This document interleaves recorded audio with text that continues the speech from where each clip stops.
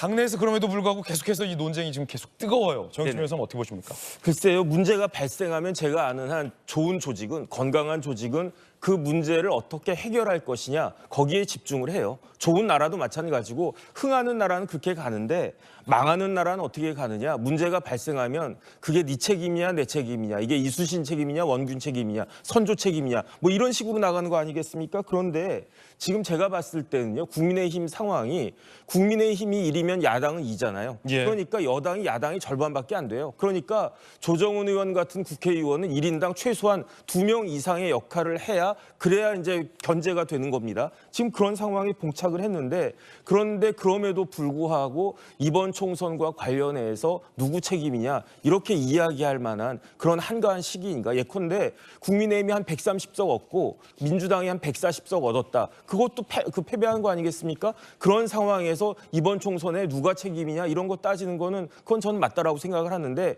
100석밖에 얻지 못했는데 200석 가까이 얻은 야당이 있는데 그럼에도 불구하고 지금 누구 책임이냐 이렇게 한가한가? 저는 어떤 생각을 하냐면요, 한동훈 비대위원장이 이번 총선에 대해서 책임이 없다라고 생각한 사람이 한 명이라도 있겠습니까? 본인부터 책임이 있다라고 그랬잖아요. 그러니까 조정훈 의원 이야기하신 것처럼, 그러니까 그 다음날 사퇴했잖아요. 저도 한동훈 비대위원장의 책임이 상당히 많다라고 생각을 하는데, 그런데 더 중요한 건 뭐냐면 지금 한동훈의 책임이 얼마냐, 30이냐 40이냐 50이냐 60이냐 이걸 따질 때가 아니고, 지금 국민의힘 여당 대통령 이렇게 지지율 20몇 %밖에 안 되는 그런 상황에서 어떻게 이 난국을 타개할 사람이 누구냐. 제가 봤을 때 별로 다른 사람들 보이지 않지 않습니까? 그런데 그렇게 남아있지 않은, 얼마 되지도 않은 자산을 스스로 이렇게 훼손시키려고 하는 듯한 그러한 모습이 과연 국민의힘을 지지하는 사람들에게조차 이게 용납될 수 있을 것인가? 저는 그런 생각이 들고요. 예. 조정훈 의원님께 되게 죄송한데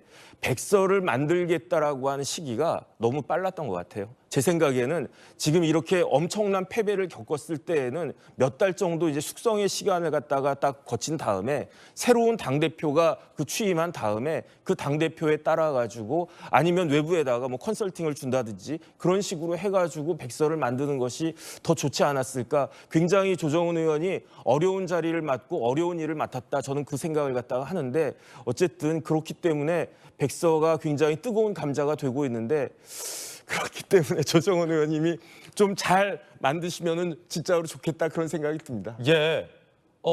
면전에 돌직구. 이걸 지금 왜 이렇게 해서 이 난리를 만드냐?